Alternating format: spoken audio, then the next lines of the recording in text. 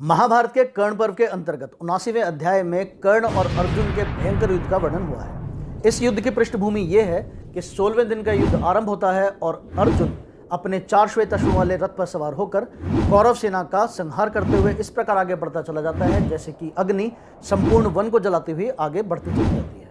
वहीं दूसरी तरफ भीम और दुशासन का आमना सामना होता है। भीम और दुशासन के बीच भीषण गदा युद्ध होता है और भीम के एक जोरदार प्रहार के कारण दुशासन की गदा उसके हाथ से गिर जाती है। तभी भीम भी अपनी गदा फेंककर दुशासन से मल्ल युद्ध करता है और अपनी शक्तिशाली भुजाओं से दुशासन की एक बांह उखाड़कर दुर्योधन की तरफ फेंक देता है और उसकी छाती चीरकर उसका लहू पीता है और अपनी अंजलि में उसका रक्त भरकर द्रौपदी के शिविर की तरफ दौड़ जाता है। यह दृश्य देखकर दुर्योधन बेहद दुखी होता है और बहुत ज्यादा क्रोधित होता है और वो अपने परम मित्र और कौरव सेना के सेनापति कर्ण से कहता है कि आज उसे किसी भी कीमत पर इन पांडवों के शव चाहिए।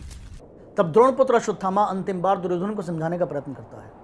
वो दुर्योधन का हाथ पकड़कर उससे कहता है कि हे दुर्योधन, अब भी समय है, पांडवों के साथ संधि कर लो, आपस का झगड़ा त्याग दो। मेरे पिता और तुम्हारे गुरु तो साक्षात ब्रह्मा जी की तरह अस्त्र विद्या में श्रेष्ठतम पंडित थे, वे भी इस युद्ध में मारे गए। तुम्हारे पितामह भीष्म की भी यही दशा हुई। मेरे मामा कृपाचार्य तो अवध्य हैं, इसलिए अब तक बचे हुए हैं। तुम पांडवों के साथ मिलकर चिरकाल तक राज्य शासन करोगे। श्री कृष्ण भी तुम दोनों में विरोध नहीं चाहते, वे अब भी शांति के पक्षधर हैं। बस तुम्हारी ही इच्छा से शेष बचे सगे संबंधी अपने अपने नगर लौट जाएंगे। हे नरेश्वर, अगर तुम मेरी बात नहीं सुनोगे तो निश्चित ही तुम्हें भी वीरगति प्राप्त होगी। हे कुरुनंदन, जीवित रहने वाला ही सुख और कल्याण के दर्शन कर सकता है। तुम पांडवों से संधि कर लो और कौरव कुल को शेष रहने दो। मैं कभी तुम्हारे अहित की बात नहीं करता।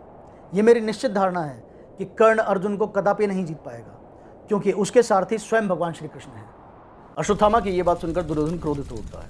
वह अश्वत्थामा से कहता है कि हे अश्वत्थामा, क्या तुमने इन पांडवों को उनके उस कार्यतापूर्ण कार्य के लिए क्षमा कर दिया है जब इन्होंने तुम्हारे निहत्थे पिता को मार डाला था? इस पर अश्वत्थामा कहता है कि हे प्रिय मित्र दुर्योधन, इस कायरता के लिए तो मैं इन पांडवों को कभी क्षमा नहीं करूंगा, लेकिन ये मेरी व्यक्तिगत समस्या है। इस समय मैं पांडवों से संधि की बात इसलिए कर रहा हूँ क्योंकि पांडवों से संधि राष्ट्र हित में है। यह बात सुनकर दुर्योधन कहता है कि हे गुरुपुत्र अश्वत्थामा, वो सोने चांदी का मुकुट राष्ट्र नहीं है, वो काठ का सिंहासन भी राष्ट्र नहीं है।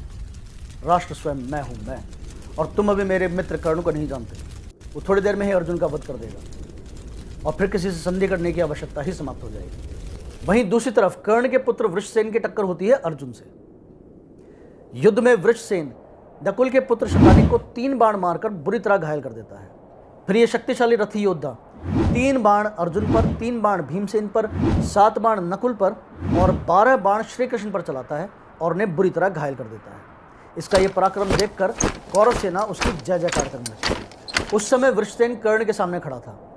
तब अर्जुन कर्ण, दुर्योधन और अश्वत्थामा को एक साथ देखकर बोल उठता है, कर्ण, आज मैं तुम्हारे देखते देखते इस वीर और उग्र पराक्रमी वृषसेन को यमलोक पहुंचा दूंगा। तब अर्जुन उनको उनके कायरतापूर्ण कृत्य अभिमन्यु वध की याद दिलाता है और क्षण भर में अर्जुन अपने गांडी से 10 बाण वृषसेन पर छोड़ देता है और पल भर में ही वृषसेन का धनुष, उसकी दोनों भुजाएं और उसका मस्तक शरीर से अलग होकर रथ से नीचे गिर पड़ते हैं।